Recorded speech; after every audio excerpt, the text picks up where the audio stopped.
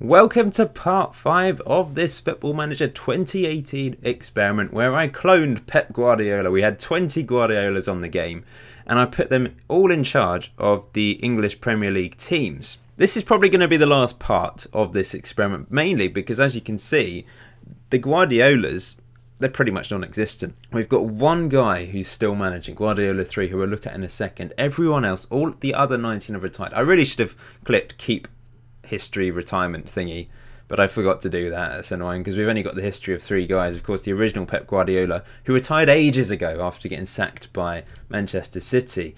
Guardiola number 4, who was manager of Liverpool for a long time and kind of failed.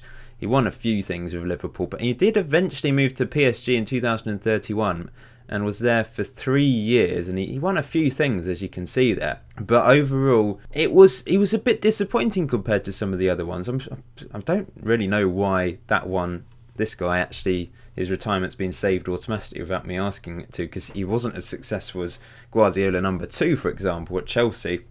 And Guardiola number 13, who managed Swansea, Bournemouth, Spurs, then moved to Barcelona, and then managed Man City.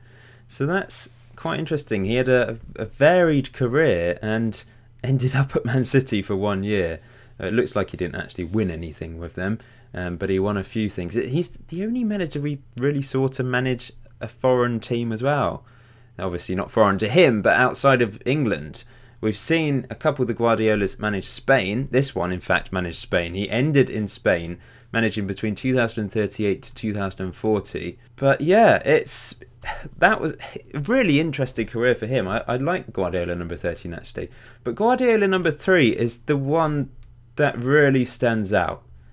Because he was in charge of Manchester United for so many years. He won everything. But his most recent career path is intriguing, because remember, we left part 4, I think it was 2028-29, and since then he's managed 4 clubs and Spain. He's currently in charge of Spain, but you can see he moved to Monaco.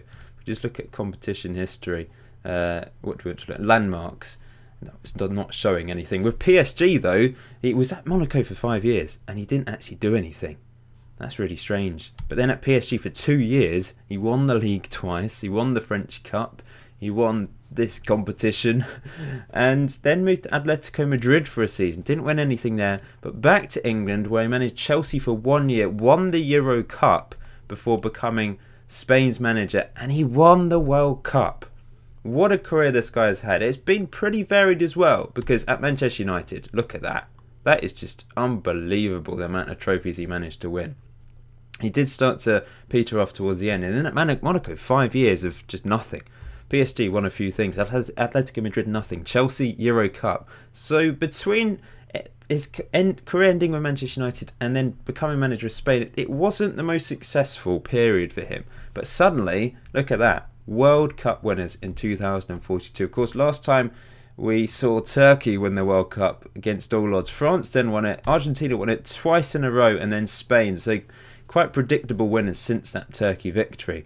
But yeah, brilliant achievement for Guardiola number 3, winning the World Cup. This is what happened in England then over the last few years. We left off with Man City winning it in the 2028-29 season. Since then, we have seen 5 different winners. Spurs actually managed to win the league in 2032, and Arsenal won it in 2040. Which is pretty magnificent. But Man United, once again, back to not dominance in recent years, as you can see there. After Guardiola left, they had Allegri in charge for a period of time, and then Diego Simeone in the last 6 years. He managed to win 5 league titles out of the 6 seasons he's been there, which is very impressive. He's just retired from management, actually, so they don't have a manager left. But Spurs, second best team. Liverpool not doing too badly now. I'm just going to whiz down actually and look at the manager history, because of course with Spurs we saw number 6 in charge, number 7 and number 13. He left in 2033 after winning the league. Won the league and 5 cups. A pretty successful time for number 13, who of course went on to manage Barcelona, Man City and Spain afterwards. Liverpool had number 4 in charge for years and years and years, and he only won 5 trophies. He did win the Euro Cup twice. These are the most winners Let's just have a look at the most recent winners of the Euro Cup. Lots of English dominance there. As you can see, Chelsea featured, Man City, Liverpool, Arsenal. Champions League, once again, English clubs dominated. Manchester United won it 3 out of 4 seasons there. Man City have won it on and off. Chelsea have won it. Spurs have managed to win it three times as well, which is a really impressive achievement. Chelsea had 2 different Guardiolas in the end, because Guardiola 2, remember, he was here for a long time, 21 years and 333 days. And I think I'm right in saying that he lasted the longest. I'm pretty sure he lasted longer than Guardiola 3. Yeah, he did, because he went to Monaco. And Guardiola 4 at Liverpool left as well.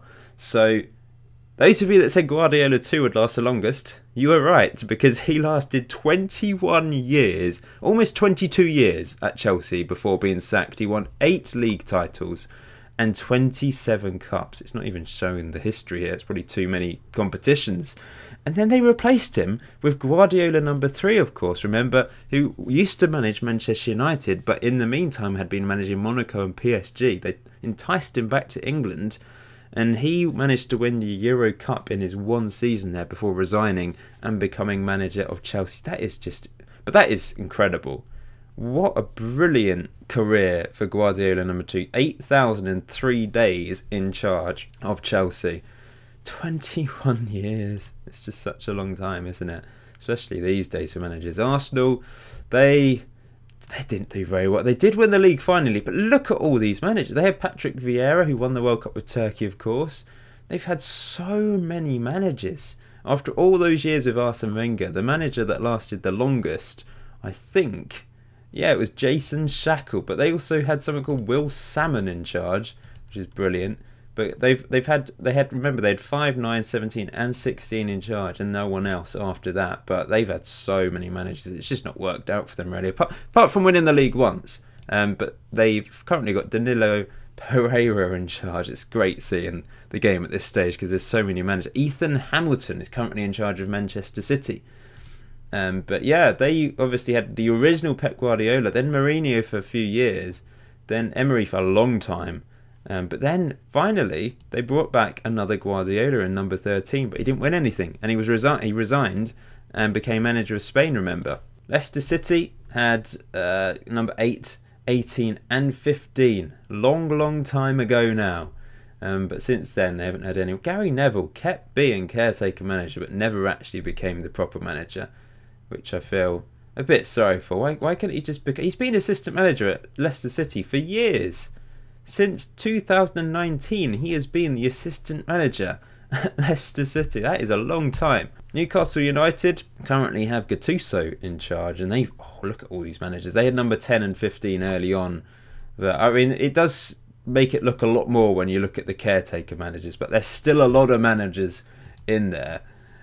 Brighton, they, of course, first of all had number 19 in charge, but only for almost 2 years, and they didn't have anyone else after that. Ryan Shawcross seemed to be their caretaker manager for a long time. Kieran Trippier was manager. I find this amazing. I mean, this isn't really related to the Guardiola experiment, but I'm finding it amazing seeing all the different types of managers that have managed these Premier League teams. Guardiola number 9 left Southampton after 3 years. If we hide the caretakers, it doesn't look quite so bad.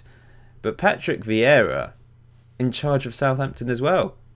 So he managed Southampton, then Arsenal. He's obviously managed Turkey before that. Bournemouth, they've now got James Ward-Prowse. In fact, I think he's been there, 2 years, not that long. And they had number 17 and 13 in charge. Number 17 lasted quite a long time, over 5 years. So he didn't do too badly on this. Everton currently got, I'm not even going to try and pronounce it, Yves Ma Kalambe, great name. And he's been in charge for just over a year. But number 7 was in charge of Everton. He started there 5.5 years in charge of Everton.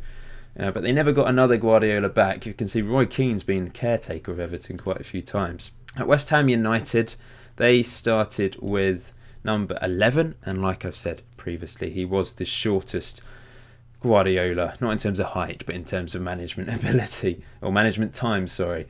Currently got Dean Holden, who's been in charge for 10 years and 161 days. It's my brother.